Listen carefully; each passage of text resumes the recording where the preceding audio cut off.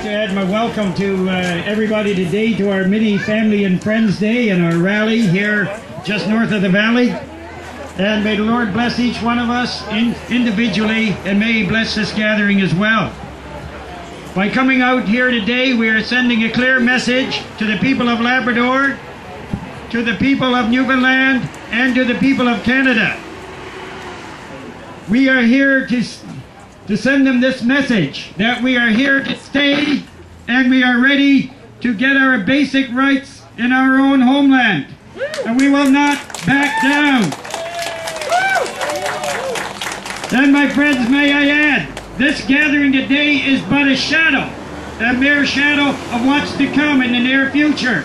As I speak today, 8 of our hunters are hauled up before the courts to face charges, not for breaking any conservation laws, not for breaking any safety violations, but for the only crime that they did, my friends, was that they were not carrying a Newfoundland license. We beg to differ with the courts. We beg to differ with the enforcement officers. We are in our own homeland and we will hunt. We will fish and we will gather within the laws, within the boundaries of conservation and safety and concern for others.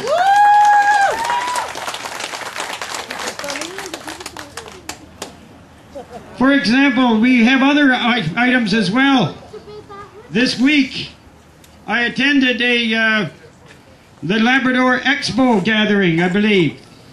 And in it, Mr. Ed Martin of Newfoundland Hydro unveiled Danny's dream of energy development in Labrador.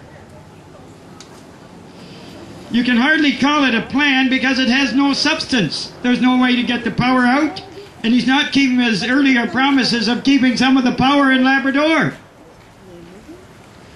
But the main reason why it's a mere dream is because we, the Métis of Labrador, are not included. I think Danny Wilson's dream of power in Labrador needs a rude awakening by us.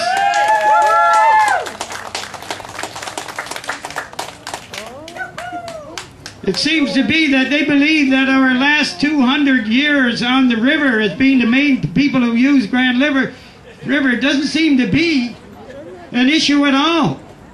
But we think it's to be a primary issue and the central issue, and it's an issue that we'll put forward in further meetings and further gatherings, which will be even bigger than this one today. My friends, we will not be left out.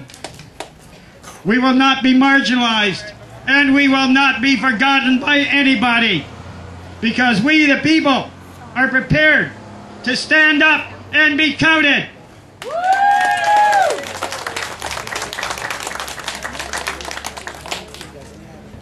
However, that's yet to come. Today, we are standing here to really involve an immediate concern that involves our rights to fish in Lake Melville. We are the only Aboriginal group left out of the equation here. Nunatjiut can harvest 4,000 salmon in Lake Melville. I understand that they're hiring people to catch some salmon for a community fridge, and more power to them.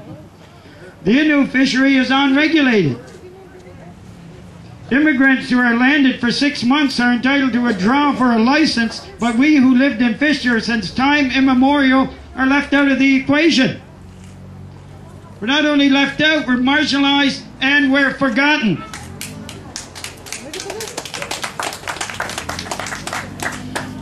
I want to further talk a little bit about some of the promises that were made to us and some of them that were not kept. It seems to be we live in a province today where people are continually reminded of broken promises. Well, we live in a territory where we have glaring, obvious broken promises with regard to the Pauli implementation and our rights for our hunters and our fishermen and our gatherers in our own homeland.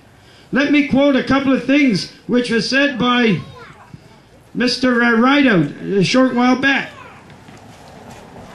April the 11th to be exact. And he promises, as a government, we're prepared to recognize in terms of harvesting and gathering and hunting, the element are a fact of life. We agree with him. He further stated, we will just keep our distance and not interfere with the Métis right to hunt for subsistence hunting. Well, if that's the case, Mr. Rideout, what are our people doing facing charges today? To get